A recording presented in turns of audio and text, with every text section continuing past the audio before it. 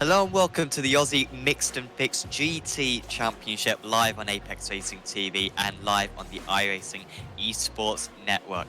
My name is Sam Fitzpatrick. Alongside me tonight is Daniel Lee with Scott Newton on the cameras, and we're preparing for this round 10 of season 12.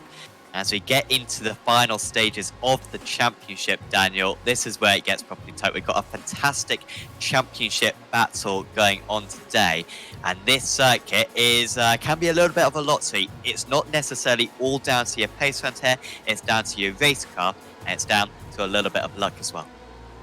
Yeah, good morning, Sam, and to all the viewers tuning in, wherever you are in the world. Great to have you back. And yeah, Sam, you put it right. It's a very tricky circuit to get right. It's been quite a while since we've been here in the AMF, last time being season 9, and it was a 2-race format, that event. But yeah, the drivers know how to get these cars around. It's going to be really critical that they maximise the drafting opportunities that they can get down into the chicanes at turn 1 and getting a really good flow, especially onto the back straight as well. So we're in for a really solid race here again. Absolutely, of course. 45 minutes event we're going to have today. The drivers have already done their qualifying laps, so we have lots of drivers who try to get into this top split, but only the top half do get into this top split of the Aussie Mixed and Fixed GT Championship. And so really the best of the best, and we'll very soon be progressing to the race. Big thanks as well to the sponsors for the championship. So Track Racer, providing sim rigs. I really recommend checking them out if you're looking to invest in something like that. They've got really high quality products. They've been in the business for quite a while. So if you're looking for high-end sim rigs, certainly go to Track Racer. And also Acuta Solutions, providing rigging and hardware. Again, fantastic company. So entirely recommend checking their website out, and also their Facebook page as well if you're looking to purchase something in that region. We've got 15 seconds left of practice before we move over. Can you say, Daniel, that this is a not a very important qualifying? I mean, how does this rate in terms of the importance of qualifying compared to the other circuits we visit during the season? Look, I think given the complexity that we're going to see down into turn 1, getting as far forward up in the grid is really going to help solidify your start to the race. For the guys coming further a little bit in the mid pack to the tail end, they're going to have to be very cautious. I mean, we're going to see a lot of 3 and 4 wide action as everyone funnels down into turn 1. And it's really going to open a lot of opportunities for some mishaps and miscommunications. And if you get caught in that, while it is only 45 minutes, it really is going to hinder your race from there on out. Needs to avoid those incidents. That's going to be paramount in the first part of the race. Timothy Theben, defending champion, he has been on a storm recently. He's got 2 out of 2 in the last 2 races. Hadn't won the first 7 races of the season. First 7 races of the season. Then he wins 2 back-to-back, and he's bringing himself back into championship contention. He's got Trent Thomas, who's been on a good run of form as well. Trent not yet really maximising a result. Certainly is possible that he could win a race. Hasn't quite put it all together so far. He starts in 2nd place. Then it's Craig Edwards. Danny Davison starts in 4th. Kane Ryder in 5th. Championship leader Joshua Thomas starts in 6th. There's Lee Vandenberg. Better qualifying there from Vandenberg. That's good to see, because we know his race pace is very good, but often his qualifying just lets down the 7.63. Not today. Michael Healy starts in 8th. He's still in the championship hunt, remember.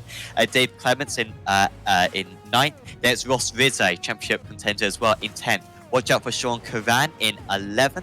Then it's Simon Nicholson, Martin Chris, Jeremy Clark, Nathan Huppert starting quite far down. Pat Gallo as well in 16th place. Then it's BJ Kennedy, Jesse Butler, Chris Pellet, Jordan Cullis, Tom Huggan, Michael Whiting, Adrian Lecty, Julian Clean Boosing starting in 24th. There's Dominic Mellett, James Wood, Paul Wood, Adrian Block, Lockhart Brownlee, Benjamin Johnson, Chris Keeping, Aaron Cooper, Blake Delaney, James Glaspool, Nick Sanfilippo, and John Hoos should be the last driver on the grid. Only a handful of rookie drivers on the grid, but we've got another good field here. 36 drivers in this top split of the Aussie Mixed and Mixed GT Championship. We're getting into the tail end of the championship. Only 3 more rounds to go after this one, and Bieber needs to try to make it 3 in a row to continue this fantastic run of form. What can Trent Thomas do in second place? The Porsche safety car is about to come into the pits. And we're about to get underway. Round 10 of the Aussie Mixed and Fixed GT Championship. And away they launch from the grid.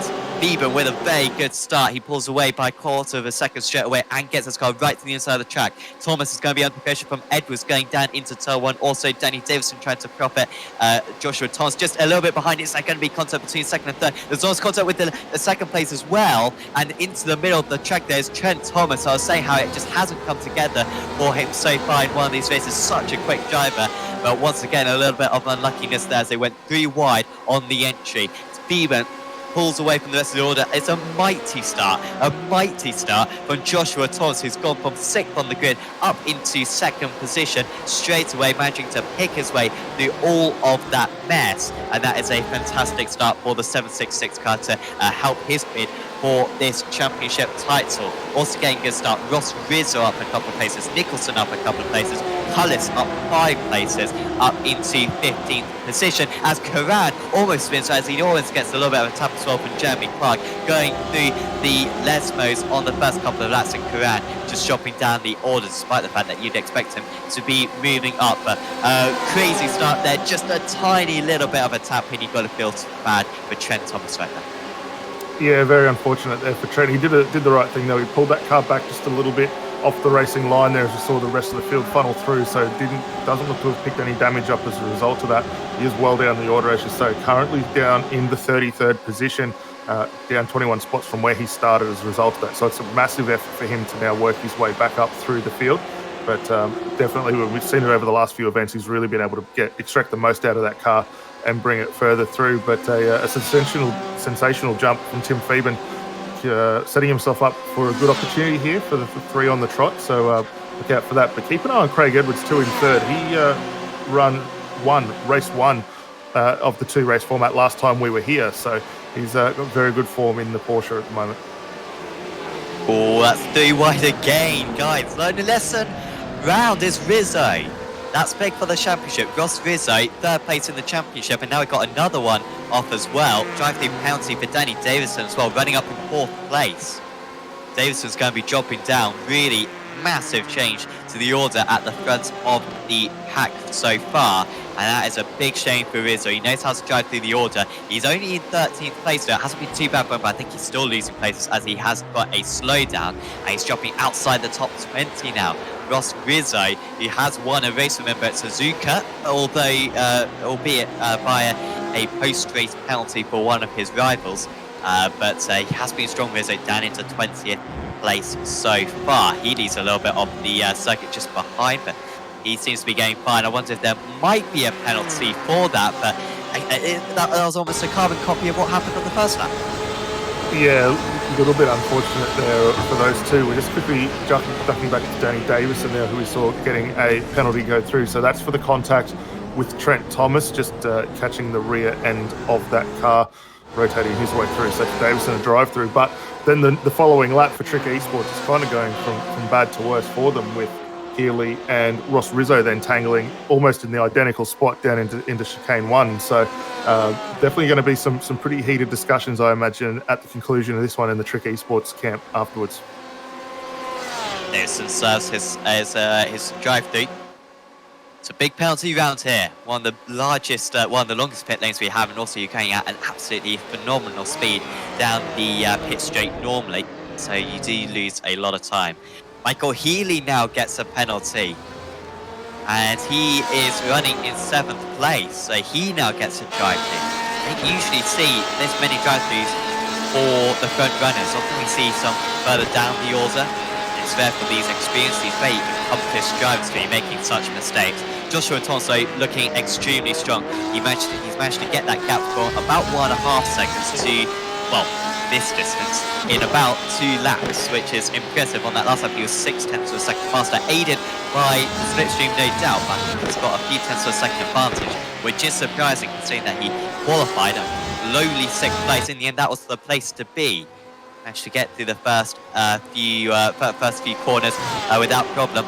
And he's doing very well at the moment, and Theben may have to start going defensive. Theben really needs to outscore Thomas in order to make up some more points. It wouldn't be the end of the world if he finished second to Thomas. But you know in this series that absolutely anything can happen. Ask Nathan Huppers, of course, last season. Championship leader going into the last round, then had a disconnect at Belle Isle. And perhaps denies him the championship at such a competitive order that if you're just slightly off your game, then you can easily finish further down. At the moment, even just with the edge. How do these guys play this one, Daniel? They don't want to fight and bring in Edwards into this, of all the people. Yeah, it's going to be a tricky one. I think for Theben, he's going to want to try and control the race from the front like he's doing now. Thomas is going to want to try and stick that car through it and get bolted away. We saw that move from him at Barcelona, where he was able to take quite a commanding lead over the course of the race. And once he got that bit of a gap, broke out of slipstream, he basically dominated from that point out. But it's interesting watching the way the guys are throwing the cars over the curves, especially between the Porsche and the BMW.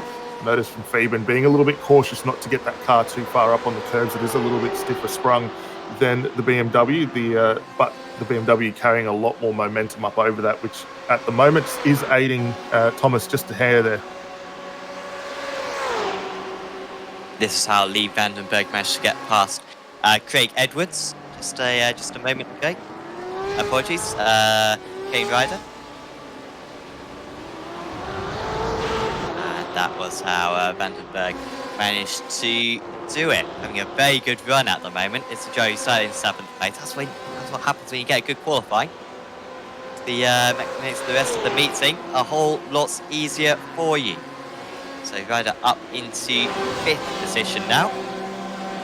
And we've got this big pack at the moment. Nathan Huppert in 9th place. Now moves up into 8th. And the outside of Martin Crisp. Crisp, a phenomenal qualifier. Not usually able to back it up in the race. He is up 4 places, however. It was a very good first lap for him. Palace up 10 places.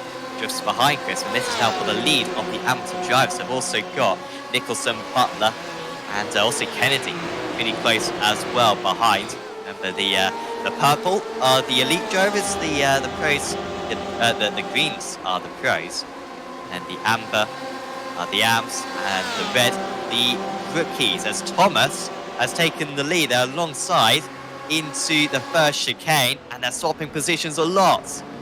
There goes the BMW, he's going to have a much better run, and Timothy Theben's defense of first place looks as though it's going to come to an end. However, he can now jump into the slipstream of the car ahead and try to turn himself back up to the next chicane. Edwards getting involved in this one. He's now well and truly within slipstream range. I don't think Theben's going to be able to upheld this one. Thomas just puts this car in the middle of the track, but this is well and truly now a 3-car battle for this race win. Yeah, definitely.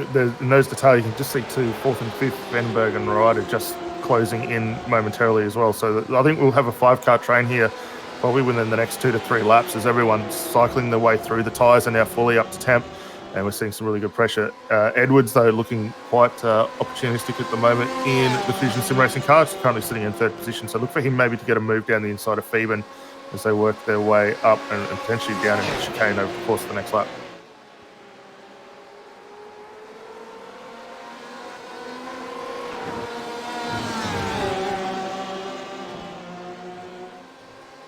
Also got Lee Vandenberg 3 seconds behind, but not too much of a threat at the moment being posed by Vandenberg. I think we'll have to go back to the Jeremy Clark train right now. Clark leading that train, which goes all the way back to Sean Curran in 15th place. Remember, a pit stop mandatory for these drivers. I don't think they get to the end of the race, to be honest, on fuel. Especially around this place, one of the highest fuel consumption circuits we'll have on the calendar all season long. They've got to come into the pits at some point. But really, that range lasts anything from about 15 to 30 minutes. Down the inside, 2 Porsches switching places, and it's Nathan Huppertz who moves up into 7th place past Clark, who puts a little bit off the line. Also, Jesse Butler just behind with a mistake, having to skip through the chicane, and that's going to be a big slowdown now for him down this next straight. And he loses a few places. Kuran will be able to get past as well. I'm sure Butler's got some more slowdown still to serve. And so that was a little bit of an error into that tricky turn. Yeah, and it's very easy to overcook the entry. We'll just quickly have a look back at the replays. You can see him firing down behind Jordan Cullis there. Sends it from quite a long way back. Actually lucky not to pick up the Porsche there. I think that was Nicholson just ahead. So cleared the brake, got the car off through the gravel there, but yeah, carried just that hair too much speed through and ultimately cooked what would have been a pretty good opportunity for a pass, but he's going to have a lot of work now. So Sean Curran and BJ Kennedy just ahead of him, and this is not going to be an easy fight back at the moment. Yeah, it's just the locking of those front tyres, wasn't it? It was. I think he could get it stopped. It was just a little bit too much brake pressure. Just locked the tyre slightly and forced him to go wide. But it was a good recovery, good of him to slow down. If you do slow down across the detection zone, you get a smaller slowdown. So it is worth when you go off the circuit just to reduce your speed a little bit, and you'll have to lose less time afterwards. Ross Rizzo on his comeback. 8 places lost so far for him. He's in 18th, just damage recovery right now for Rizzo. Has been extremely consistent. In fact, if it ended like this, I think this might even be his drop round. Shows how consistent he's been. I think he's finished in the top 20 in every single meeting so far this season. And he's looking like he's going to do that again. Curran and Kennedy, they're close to one another, just a little bit ahead. At the moment, Rizzo not being able to get past Whiting. And now has Curran skipped the chicane. That's an odd line for him. It looks as though he has done. And he now drops down to 15th place, and Butler gets those places back. Yeah, it's a bit of a telltale sign, the very wide line down through turn 3 there to try and just take a little bit longer road to clear that slowdown off. So Curran's now going to have to get back underway. Butler trying to get a move done up towards Lesmo 1, not able to sneak the Mach 1 Porsche through the inside, but Pat Gallo, BJ Kennedy going to be very tricky to get a move done against for Right Sim Racing there. So this one's going to have to be pretty special for Butler if he wants to push his way through.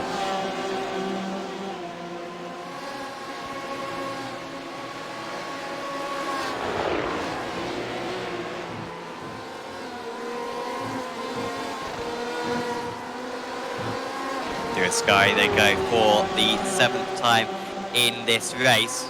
We're just ahead, Martin Crisp and Simon Nicholson. Nicholson, I think, with the overtake, stop and hold, by the way, for Adrian Block. And he has got a stop and hold penalty there, and that is for ignoring the slowdown arrows on the first corner. So he's clearly just gone straight through the arrows, not wanting to swerve his way through. Would have still served to slow down, wouldn't have gained any time from it, but the stewards deeming that's a little bit unsportsmanship, not very professional from Block there. So that's really going to ruin his race. Going to need a safety car to have any chance of a decent result later on. It's all going on in this battle. Sean Curran once again trying to get past Jesse Butler. BJ Kennedy actually being able to pull away from the pair. Then here comes Curran down the inside into the second chicane, and he does clear his rival. Out in the lead, by the way, 8/10 of a second between the front drivers. Just opens up to 9/10 of a second as we turn across. Thomas track extending a bit coming out of the second Lesmo, and that's almost broken the draft. You can see still Phoebe gaining a little bit of time. You can check out the gaps between all the drivers on the SDK live timing link in the description below. Click on that and you can see the intervals between the drivers. It's quite useful just to see if the slipstream is prominent, and you can see it on the timing tower. It is coming down, which shows that Thomas has got to open up the gap to over a second in order to really break away from these drivers.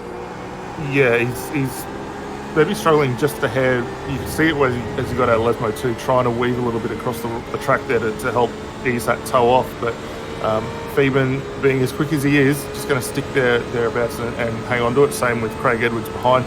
It's still interesting to see, while we're already 9 laps down and we know the tyre pressures are well and truly up, we're still seeing the Porsches being very cautious through the Ascari curves, not taking as much of that yellow sausage curve as we're seeing from the likes of Josh Thomas and the BMW ahead. So that potentially is hurting them. They're not going to get quite the top outright pace comparative to the BMW, but while they can still hold that little bit of an advantage in the draft, they should be in for a good spot. You see Michael Whiting trying to go down the inside of Tom Huggin, and that's a solid pass there. As there's BMW off to the inside. Kennedy. I think that's Kennedy, yeah. That's an awkward place for him to be sitting. Was in 13th place was Kennedy. It was looking all right for him. Oh, was it a tap? I think it was a tap from... that might have been Pat Gallo involved in that. So he'd actually got past Gallo, I think. And then, Gallo just went too deep. And, well, judging from what we've seen so far, that's going to be another drive-through penalty. It's another drive-through penalty for one of the front runners. That one's probably deserved. Just a little bit out of control there and spinning round his competitor. Aaron Cooper now. Cooper? I'll go Cooper now. Time to be corrected. He's with Danny Davison. Remember, Davison already with a drive-through penalty, so Gallo does get that drive-through as we expected. Cooper with quite a chain at the moment, really overperforming right now. A driver who we don't see a whole lot in this series. Only got an I rating of about 1.9 thousand. Compare that to many of the drivers who have got over 3k I rating. In fact, the driver behind him, Danny Davison, 4.2k.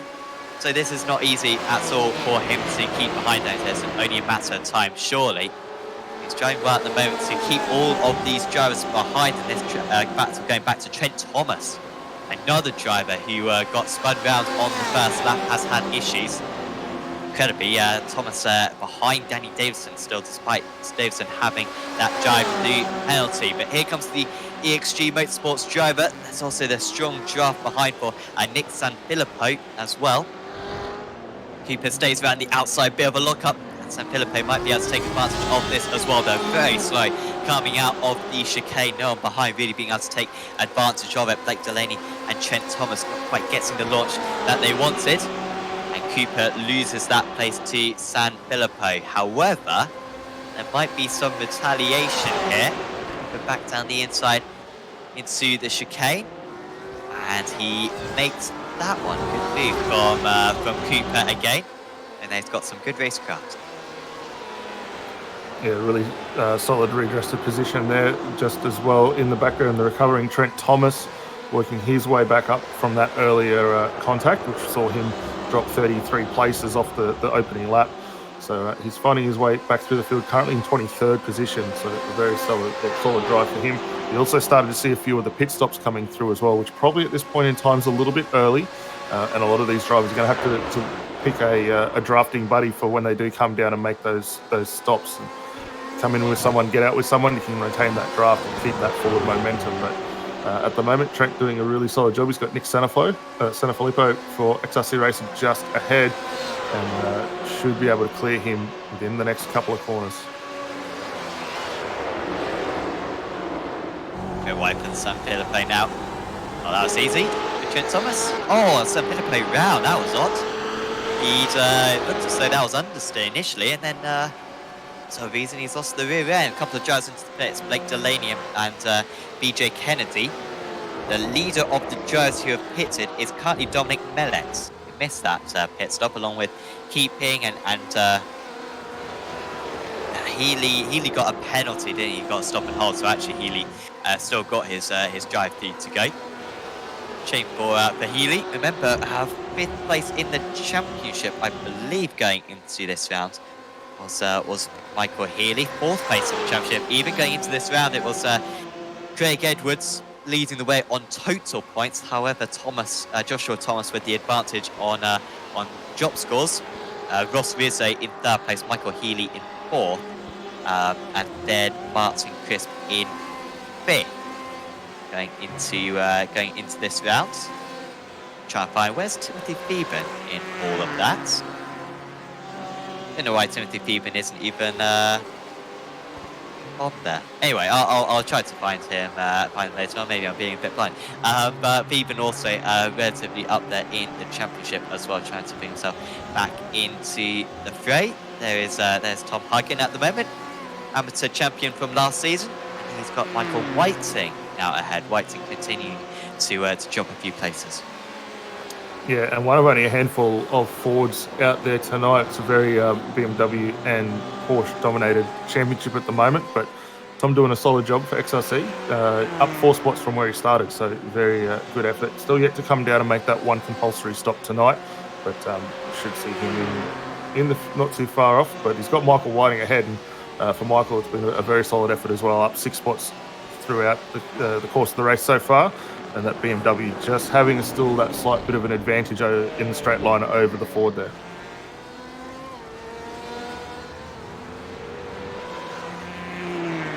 Seems as though the Porsche is currently the strongest car. Seems to be the car that everyone goes to. However, of course, the fixed setups that they use in this race, the admins have some control over the pace of the cars, and they try to make them as evenly matched as possible. But yeah, down the straights, perhaps the BMW just with the slight advantage, usually known for its good drivability. It's a bit like, I don't know, maybe it's a bit like the Mercedes in the GT3 cars, I'm not quite sure, but Mercedes as well, kind of the car that you go to when you're new to the a category, as Brownlee spins round. In the corner there, of course, Hamilton crashed back in 09 and running in 3rd place. And he just ran a bit wide here. This was an odd one for Brownlee. Drove it in way too deep. Yeah, a little weird there. The just not getting the turn in, picks up the gravel, and around she goes into the wall there and cop a little bit of damage front and rear for his efforts. Just going to have to be cautious to get that car rotated around with the oncoming traffic, and finds himself now down in 23rd position. So a little bit of work ahead for him to do to get back up. Further up the field though, Jordan Cullis, Sean Curran still going at it. Actually, Cullis dives into the lane. Curran nearly follows him and thinks better of it and continues on for one more lap.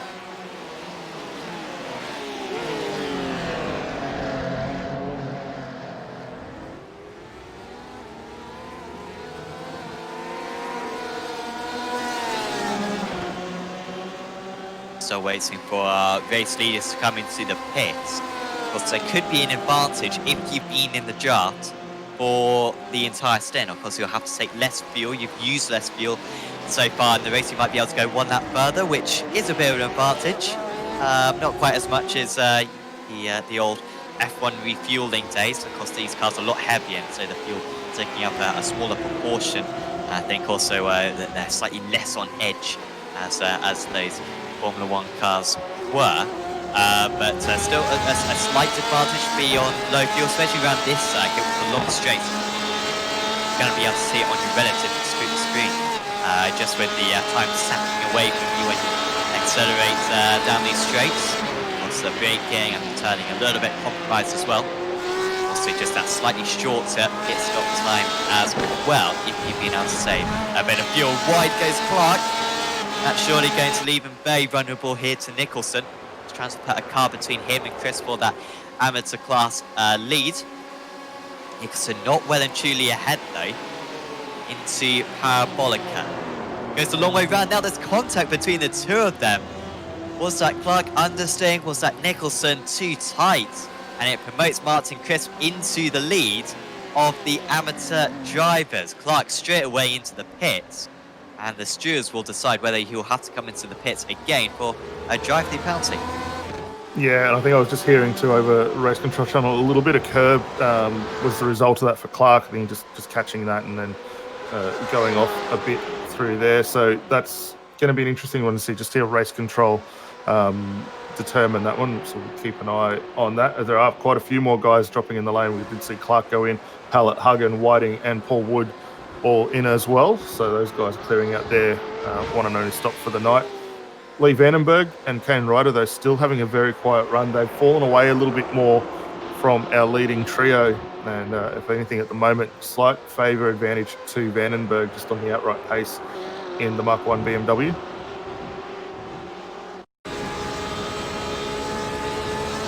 So here was the replay. Thanks to Scott Eaton for providing us this this replay. But, well, if he gets a penalty for that, I think it'd be harsh. Because you can see he was staying quite on the inside. Certainly not as bad as some of the other incidents we're seeing a drive-through penalty for, but the stewards, I think, are a bit more important for me. They've got loads of different angles. I'm sure they'll watch it many times over to decide what the appropriate penalty is. The drive-through penalty, the biggest penalty, the smallest penalty that they can give. Unfortunately, no kind of 5-second penalties. Maybe post-race penalties you can do that, but during the race, the organisers like to have the finishing order the same order as the official results. Into the pits has come Joshua Thomas. So this is what we were talking about just before, Daniel. Veben and Edwards staying in the draft for the entire stint, and they managed to save a lap on fuel. And now this is a massive moment of the race. They've got to blitz this in lap and try to jump the championship leader. Yeah, they're going to have to really get a motor on to try and do this. As we see Thomas now trundling back down the lane. He's going to get back underway, and that's a pretty solid stop. So he was stationary only for 13.7 seconds, 44 total transit time for the stop. So that's the numbers we're trying to beat for these guys here. They're already down through Lesmo 1 and tipping into 2 now. We would expect them at this point to be in this next time by if they want to try and cover off that pit stop, however. Simon Nicholson, after that spin, he gets a penalty for an unsafe rejoin, 30-second stop and hold. That's a huge penalty to award, but often unsafe rejoins. We've seen it in various series. I've seen it in series I broadcast. Really no excuse for it. You need to take your time when you rejoin the circuit because you can so easily wreck another driver's race through no faults of their own. So yeah, thanks to the stewards once again for dishing out the penalties today. So you would expect that they're both into the pits. They'd need to have fuel in their pockets. Maybe Edwards could continue because he has been in that third place the whole time, but they are both in. Need to make sure they don't make contact.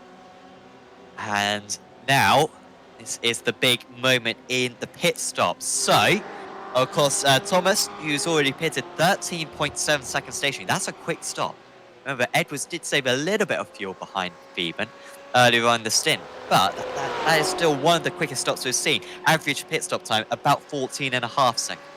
So in order to take the lead, we're probably going to need about 13.5, I reckon, for Veben in order to get ahead, probably less than 13 if Edwards wants to get ahead. Edwards notorious for being fantastic on the field. Veben with 13.2. This might be enough for him to get ahead. They went the lap further than Joshua Thomas, who is now accelerating. It looks as though Thomas is still going to just about be ahead. And that was a good outlap there from Thomas to stay ahead because it was a faster pit stop for Veben. Veben had less fuel for that outlap before that in-lap compared to Thomas's outlap, and yet Thomas has been able to keep that gap pretty much identical to what it was before. Yeah, interesting. The strategies that the guys are employing. Slightly longer stop out of the 3 for Craig Edwards as well. So maybe just trying to make sure that he can get enough fuel in to make sure these cars come home if we continue on at full noise like we are. But for Josh Thomas, as you say, really stellar outlap. Just come across the front there. I think we were all kind of looking at the timing and scoring, just wondering just how close it was going to be, and to see the guys just pull out as you get past the exit there would have been really good for Thomas as he was able to get that car down and now can set our sights on trying to gain a little bit more of an advantage. It's a little lower than what we saw going into the stop, down to about 0.7 of a second, but we know from the quality of a driver that Josh is, he should be able to maintain that. If anything, maybe add a little bit more time to it. Veben in the first stint, I think, could afford to take his time, be patient behind Thomas, and try to get him in the pit stops. Now he's got to get it done on the side again. And Edwards now in a tricky situation. He'll have to get past Veben, obviously, to have a chance at Thomas. He doesn't want to cost any time. Will still be good points for Edwards. He could probably afford to lose a few points to Thomas. Still with a few more rounds of the championship to go. Veben, meanwhile, would like to gain a few back. Certainly, at the end of this race, with the issues for for Rizzo earlier on in the race, and also for Michael Healy as well. Those two well and truly in the championship hunt. Issues for those drivers today. Certainly going to be Thomas, Beeben and Edwards favourites for the championship. However, Rizzo's done a good job to get back into 10th place. That's where he started. He only just came into the pits. He came in up to the pits on that last lap, managed to go a lap further, and he's jumped a couple of drivers by doing so. So he's up into 10th place. He's got Martin Crisp ahead. You'd very much back him to pass Crisp, and probably Clark as well. Clement's probably too far ahead. Clement's about 6 seconds ahead. However, 8th place for Rizzo would be an awesome result. Yeah, I mean, very adept with the strategy calls in the Trick Esports campaign for Ross Rizzo. I mean, he's won multiple championships in GT classes previously, so he's a man who knows how to get the most out of these cars. And with the Ford being maybe a little lacking in a few areas as far as outright pace goes comparative to the other ones, he's really been able to drag some solid results out of that car. So I think Dave Clements is probably a good opportunity. He's still got 15 minutes on the clock to try and get that 6-second gap down. So anything is definitely possible. If he can hang with the draft with the guys in front, as we see Jeremy Clark and Martin Crisp still going at it, could well and truly get himself back into that battle. We saw 2 safety cars in the AOSC round we had around this circuit a couple of weeks ago, where we had the 150-kilometer race, which is around a quick circuit like this, to be fair, probably about an hour long race. We had 2 safety cars on that occasion, one at Curva Grande, one on the exit of the Ascari chicane. Those safety cars so far today, they are possible. The wall's relatively close around this circuit. And if we do get a car which needs to tow back to the pits, we will get a safety car. Would quite like a safety car, I must say, at this point of the race. I think particularly Vandenberg and Ryder right in the mix. However, we might also play a fuel game. You know, Thomas not putting a whole lot of fuel in. I'll question whether he's got enough fuel to get to the end of the race, especially considering that Craig Edwards, who usually puts in the least amount of fuel. Usually he's absolutely brilliant on the fuel, Craig Edwards. I think up there with Rizzo as the best strategist on the grid. The fact that he put in more fuel despite being in the draft for pretty much this entire race was surprising.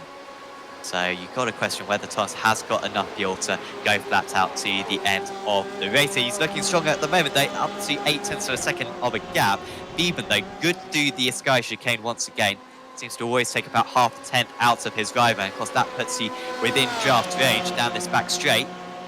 And then as long as you keep it relatively close to the Parabolica, you can once again get a draft down the pit straight. Also a bit of aero wake in these cars when you're following close.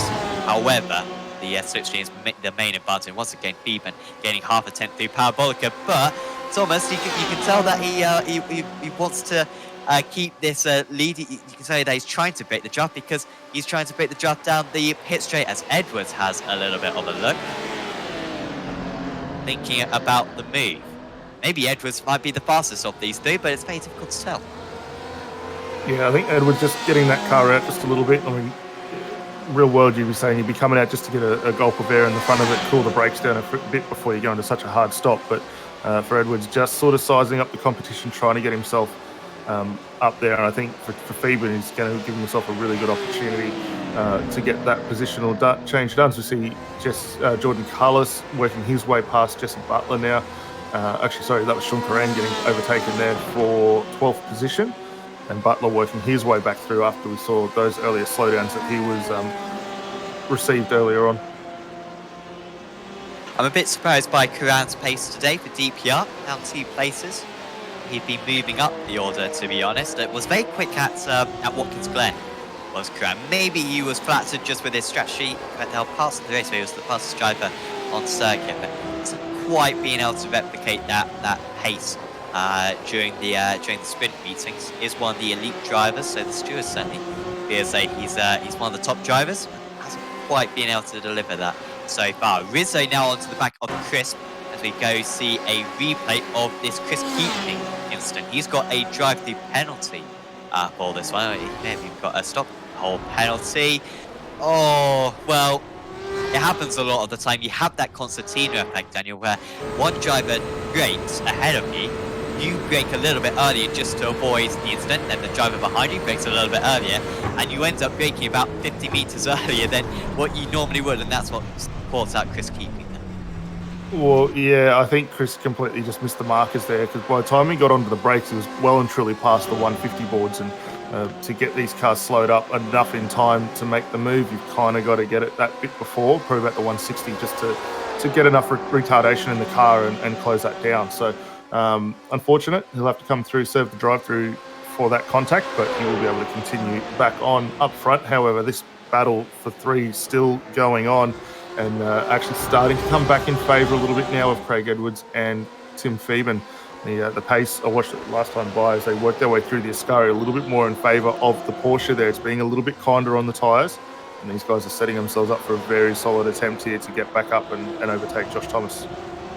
Off the circuit is Simon Nicholson there. He has already got a penalty for an unsafe rejoin, so don't do it again, Simon. Please. 3 tenths of a second down. This is the closest that they've been actually for a long time. Thomas got past and pretty much immediately opened up the gap to 6 tenths of a second. They're now back within 4 tenths. So we're going to get a bit more of that air weight. However, of course, the switching going to be stronger. So far, I haven't seen much overtaking. Overtaking usually around this circuit is very easy, but these GT cars don't have much of a draft effect. Look at the speed though there for Phoeben.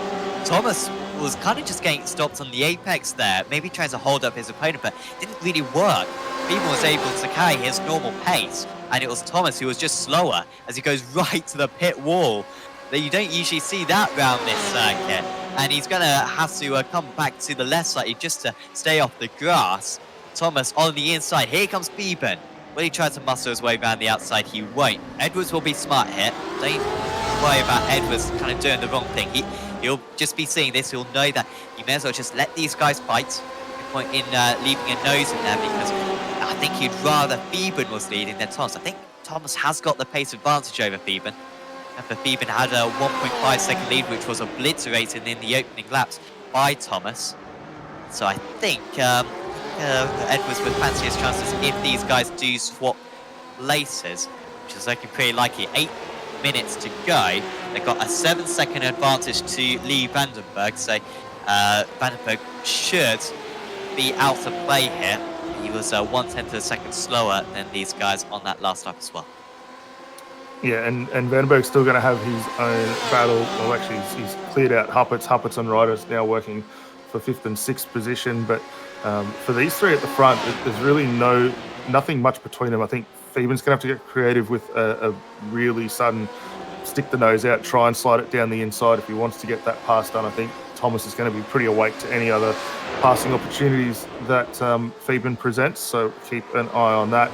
Ryder, however, as they work their way through the Ascari, closes up on the back of Nathan Huppert's, who probably realistically not quite the season that he's wanted so far in this championship, comparative to what we saw from him last season, but still finding himself up in a very good spot. 5th position, 10 spots gained so far over the course of the race for Nathan. It's a very solid run for him and the Fusion Sim Racing team. One of Nathan's best rounds of the season, as Thomas and Phoeben are alongside once again. Going into turn 1, you can see how close the pack is. Huppert's not that far behind these drivers. Oh, that was very close to contact. Phoeben a little bit more alongside that time into turn 1. But he just couldn't quite keep his car alongside into the second part of that opening chicane. And the laps start to tick down, and every lap that goes past, Joshua Thomas will be feeling more confident. This is where it seems as though Phoeben just loses a little bit of time. It's the one part of the circuit where he's quite as strong. The gap does open up to 4 tenths. To be fair, it's tricky to keep the gap at 3 tenths to do that. Your vision is slightly compromised when you're following such a large car, such as the BMW. Turbulent air isn't really going to affect you, such a slow corner, but it's difficult to pick your line, and then the gap opens up to half a second through the couple of Lesmos, but then the rest of the lap Beeben does seem to have the advantage. Through a Sky Chicane, he seems to have about half a tenth. Through Parabolica, another half tenth. And of course, you gain as well down the back straight and the pit straight just with the draft. Beeben does he gain a little bit? Yeah, once again, just gets on the power a little bit earlier, I think, and gets a better launch onto the back straight. But the gap is slightly larger than it was on the last lap.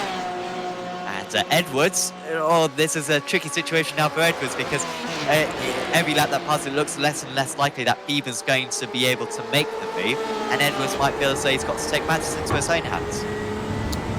Yeah, it's going to be tricky for all of them. Beeben really needs to get a move on. Likewise with Edwards if they want to get through. I think just looking at the attitude from these cars, getting through the second chicane is ultimately the biggest difficulty point we're seeing so far for the Porsche. They're just a little unsettled as it lands, which is hurting it. Josh Thomas doing a stellar job, just parking the Fishy Motorsports BMW in the middle of the track, making Beeben go around the long way, which if you can continue doing this, we're down to 5 minutes left, so about 3 laps still to go. That's going to make it near impossible for Beeben to get that move done. He's going to need to try and get the crisscross and either feint down one way into the braking zone and quickly flick the car back over. A little bit of initial D style for anyone who can remember that one. But just going to have to come up with something very creative. This trying to go around the outside is not really working for him at the moment. Thomas was pushing his luck on that entry into turn 1 this time round. He was in the middle of the circuit, then came across ever so slightly. Even might feel a little bit aggrieved by that one. Didn't need the car's width. Of course, Beeben just trying to make his rival offline. I think at the moment that's what he's trying to do. Here's Cooper as BJ Kennedy makes a mistake. Kennedy running up in 13th place earlier on. Then he had a spin, which wasn't his fault, if I recall correctly. Oh, as Cooper made contact here. No, it's just a mistake from Kennedy. Locking the brake and going across the circuit. So in real life, you get away with that one. That's not on iOS. You have to slow down. So, moving on to lap 24. We've got an idea of how many more laps we're going to have now. So it is a 1 minute 45 lap round this circuit. So we're going to have 3 more laps to go. It will just get in that 3rd lap, which may push these drivers on fuel because they're only going to make it by about 10 to 15 seconds. Once again, Thomas trying to get back to the outside of the circuit, but he wasn't quite given time. And I think also Beeben had to miss the apex slightly because Edwards was sniffing down the inside into 1. And that's just compromised Beeben's exit a little bit, gap back up to 4.5 tenths. Yeah, it's not really working out for him. We can see Thomas do that really hard move to the left, gets right up against the wall, actually to the right, sorry, driver's right, gets it right up against the wall and just does enough to block that line. But he is moving a little bit in the braking zone, just watching him sort of angle that car a little bit more to the outside, which is probably hurting Beeben a little bit here in getting that pass done. Edwards looking at some options, trying to get that move done into 1 as well. It's a really tough time for all these guys. They're counting down the laps, about 1 more lap, maybe 2 laps to go after this one's completed. But yeah, really starting to run out of opportunities here. I am concerned for Joshua Thomas with the lack of fuel. Remember, Thomas has been leading for this entire race, pretty much, and yet he only took 13.7 seconds worth of fuel. Maybe that's just because the BMW uses slightly less fuel. That could certainly be a characteristic of it.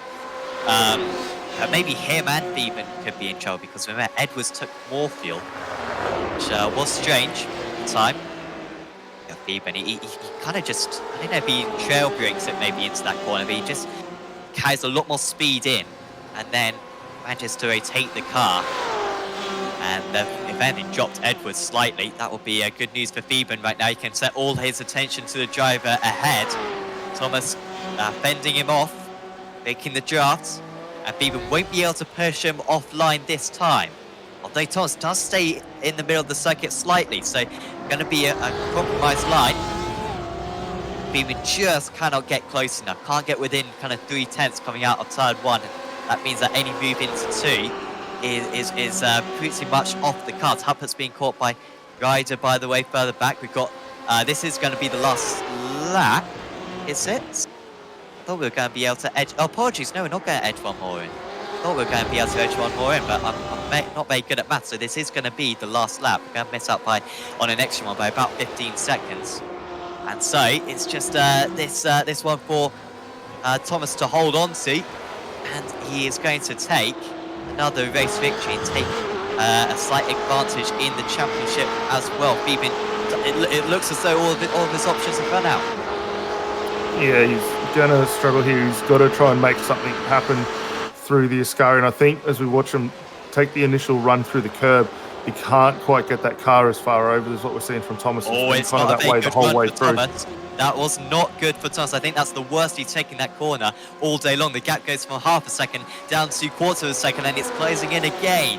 Beeben could have a chance on the run to the line here if he can get Thomas offline into the Parabolica. Thomas does defend a little bit. He gets the car stopped. The time is over, and this is going to be the last lap. But it is going to be Joshua Thomas, championship leader, on the run to the line.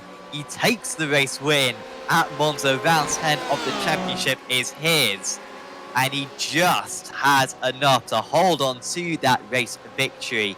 Congratulations to him. He got the move done early on, and it was brilliant defense against the defending champion. He denies Beeben a third consecutive race victory, and in some style, Rizzo couldn't get Clark at the end, but he does keep his championship alive, finishing in 9th place.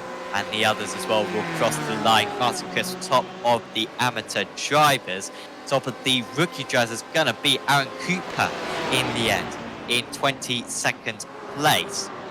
Well done to him, a driver who we don't see a whole lot. But we've seen a few mistakes from Joshua Thomas this season, haven't we? I mean, he struggled with the virtual safety cars.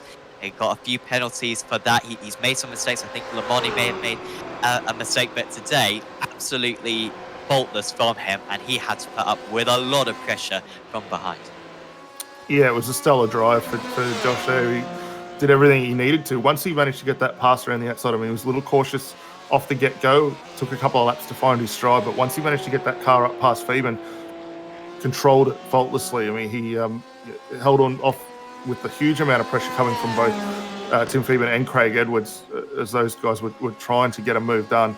And you don't get up to win a race if you can't put up with that kind of pressure, or set yourself up for a good championship. And he's starting to really accumulate everything he needs to do to set this one off. Yeah, he extends his championship lead. There's not a big decrease in points between the top positions, so a race win compared to second place. Not massive compared to, for example, FIA scoring. So it's not a juggernaut blow for Thomas, but it is going to help him. And I think that's going to be a big boost of confidence as well, to beat Timothy Beeben and Craig Edwards in a straight race like that. Will be really positive for the rest of the championship. We should be able to get a word with him pretty soon, but first.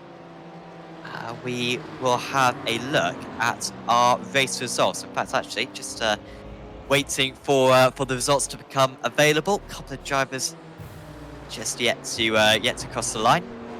We will soon be able to get the round 10 results. Remember, 13 rounds this championship.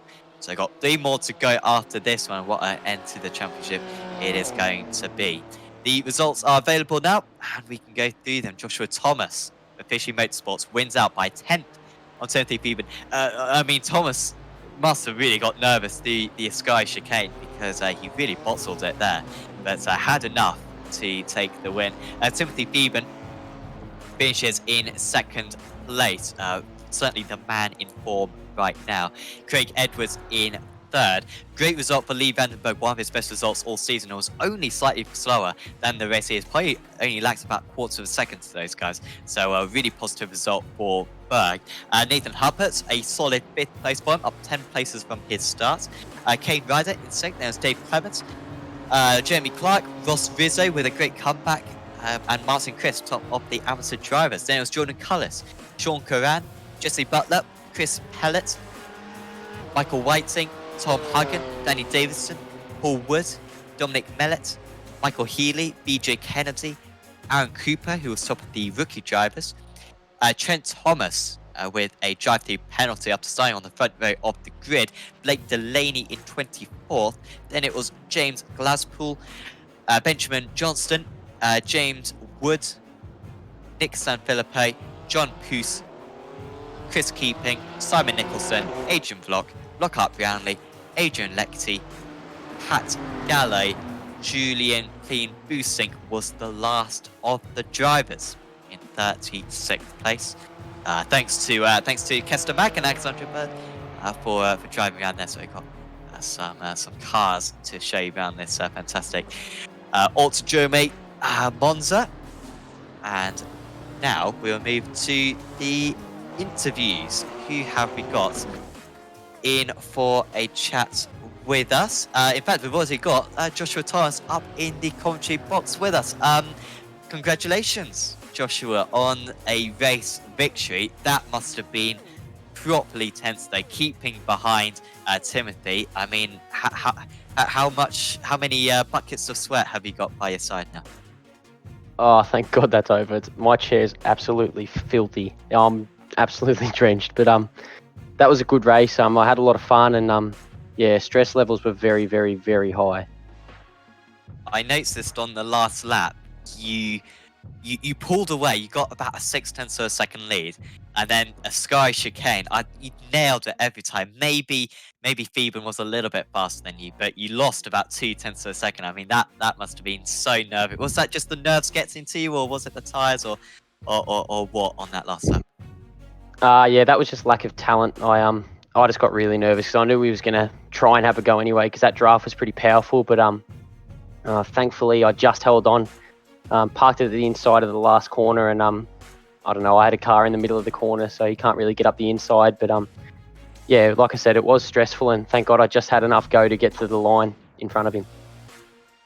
We also saw you took not a whole lot of fuel. I think 13.7 stationary, which was more fuel, or say less fuel than Craig Edwards, despite the fact that Edwards was in the draft for the whole time. Do you think you were just banking on that one less lap? Because if another 10 seconds faster and you would have made an extra lap, would you have been in trouble in that situation? Yeah, I would have been in a bit of strife. I did not have much left in the tank, but I just trusted crew chief, and yeah, it was really in his hands. But thankfully it didn't go another lap, because yeah, I would have been buggered. I think I had like 0.3 left in the tank, so yeah, thankfully it didn't go another lap. 3 more rounds to go. You came into this round with a lead in the championship, with the drop round at least, and that must give you a big boost of confidence that you can take on Timothy and Craig in a wheel-to-wheel fight, and give you confidence that you can clinch this championship. I think it's only Sebring and Spa left, so the 2 rounds, and Sebring should be okay. There's not a big slipstream effect there, but Spa will be very interesting. So I have to get some practice in, and hopefully we're towards the front end this time next week. Absolutely. Well, best of luck for that one, Joshua. Is there anyone you'd like to give a shout out to? Big thanks to Fishy Motorsports, Black Wolf Graphics, Virtual Motorsport Mentor, and Lakes Custom Computers. They all help along the way, and yeah, none of this would be possible without them. So thanks heaps, guys. Awesome. Thanks for having a chat with us, Joshua, and best of luck for the next round. Thanks, boys. Joshua Thomas there for Fishy Motorsports taking the race win. We will next have a chat with your second place driver, Timothy Phoeben, and he's standing by with Daniel. Yeah, thanks, Tim Phoeben. Congratulations, mate. Second place. It was a hard-fought second place tonight. You got away from the start of the race with a fantastic jump. Managed to get a few laps out the front, but once Josh managed to close that gap down and get back up past, it was a really solid fight between not only Josh, yourself, but also Craig Edwards right behind. How was it from your point of view? Yeah, thanks, Daniel. It was such a good race. Yeah, the start was good. I think I got a little bit of a jump, 1.8 seconds, something in that vicinity. But yeah, I mean, it definitely be BMW track this week. The Porsche just didn't quite ride the curbs as well. So I knew Josh was going to catch me. It was inevitable. And yeah, look, I was concerned that if I was going to fight with Josh at the start, then end up losing just more than one position. So I was happy to sort of sit back in the draft. But yeah, Josh was super quick. So congratulations to him. Like, I was there, I think, because I was in the toe, not because I had as much speed as Josh. But yeah, it was a good race, really good race. Yeah, I mean, both cars look very good out on circuit. As you say, I think when we spotted it too during the course of the broadcast, the BMW seemed to get up over some of that sausage curb, especially as the entrance into the Ascari. I mean, at the end there, Josh nearly almost threw it away. He opened the door well and truly for you on that final lap to get an opportunity there. Did you think you might have been able to get that car past it, or just struggling a little bit on the outright pace at that point in time? To be honest, I think the race definitely came to the Porsche at the back end. I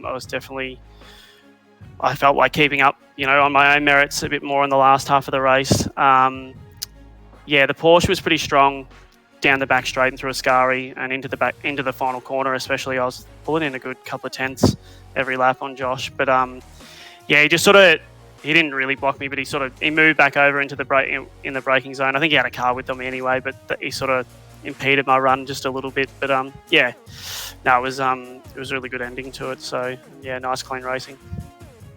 And we've still got 2 events left on the championship schedule. We go to Sebring next week, and we've still got Spa in 2 weeks' time. How do you think the Porsche is going to handle? I mean, we saw tonight, obviously, it's still very good in the draft, all things considered. I think it's going to work very well nicely there. And not having as much curb to contend with, potentially we might even see you back up on the steps. How are you thinking the car's going to handle around there? I think it'll be pretty well suited to Spa.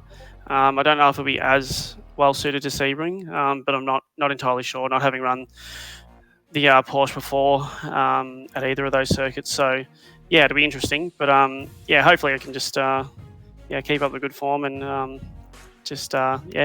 have a little bit of a fight with the other boys towards the end of the season. But I think Josh keeps doing what he's doing, and Craig, they'll close out the championship pretty easily.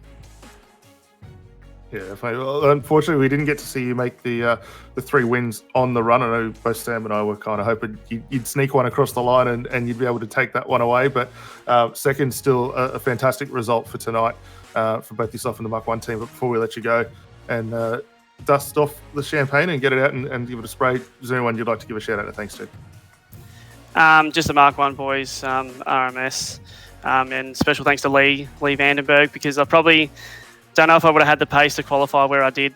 I got a mega toe off Lee in quali, so they're real team players, the Mark 1 boys, so that helped massively. So yeah, thanks to Lee for that one.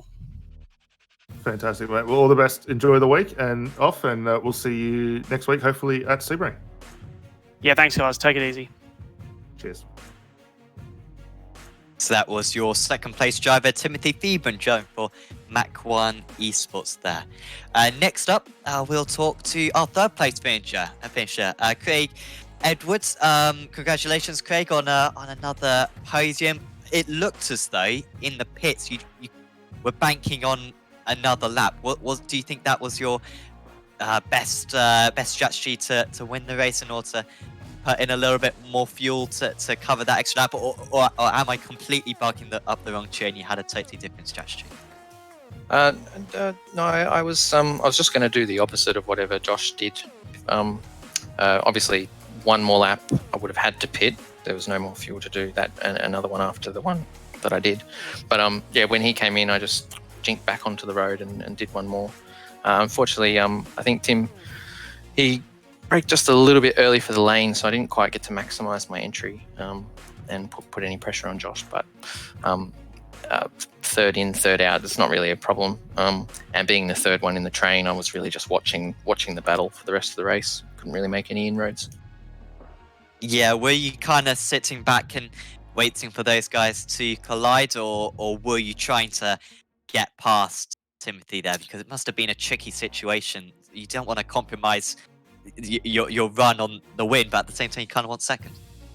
Yeah, third in a draft train is always extremely difficult because the guy in front of you has draft himself, so making a move is always hard. The two of them were fighting very hard as well, so I kind of just was hanging back, watching a lot of the action, seeing if there was contact. That's how I got my third place last week, was just telegraphing contact before it happened and sneaking through. But it didn't happen this week, and I mean, still third is fine. 2 rounds of the championship to go. As always in this championship, it's going to come down to the wire. The gap between yourself and Joshua is extremely small. We don't have the points at the moment, but it's certainly within range. How are you feeling about your chances to make up those points with the couple of rounds we've got left? Yeah, it's still all to play for. So without the drop rounds, there's only 2 points in it at the moment. Josh's win tonight will give him back the lead overall. So congrats to him on that. But yeah, hopefully if I can finish ahead of him for the next 2 rounds, I think it comes together for me. I think I can nab it that way. Well, best of luck for that one, Craig. Is there anyone you'd like to give a shout out to? Yep. Thanks to my team, Fusion Sim Racing, and our wonderful sponsors, simrigs.com, Psychonic Solutions, Eclipse Signage, Darryl Carter Plastering, and Dripping Paint Graphics. Awesome. Thanks for having a chat with us, Craig. And yeah, best of luck for those last couple of rounds. Pleasure as always, Sam. Catch you later.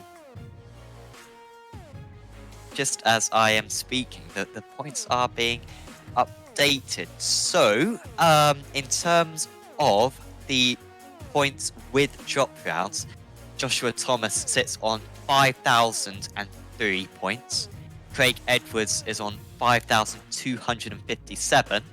And Timothy Fever moves up into third with 5,149. However, Daniel, I think with Fever not winning today and with Rizzo and Healy not having particularly good results, I think we can say it's a two-way championship. And Joshua Thomas holds a decent lead. I mean, I think a couple of podiums for Thomas would clinch the championship. Of course, we've got the endurance drop round, we've got the sprint drop round, but it's looking very good for Joshua Thomas right now to take that championship, despite it being quite an up and down championship.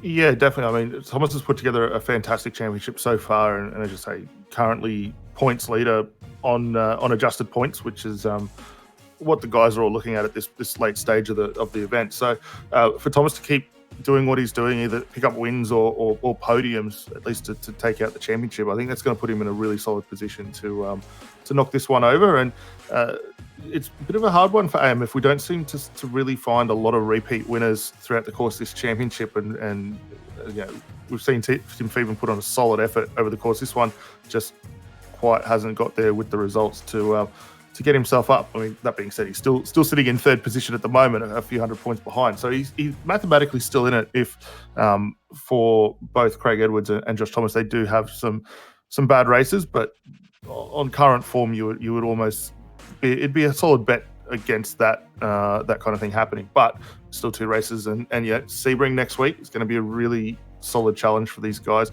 I think the Porsche might struggle a little bit with the tight nature of that, or the bumpy nature of the circuit. Sorry, especially as you go up over Sunset and onto the front straight there. But BMW, knowing how well that gets over the curbs as it did tonight, probably going to be the car of choice potentially to get yourself a round win out there.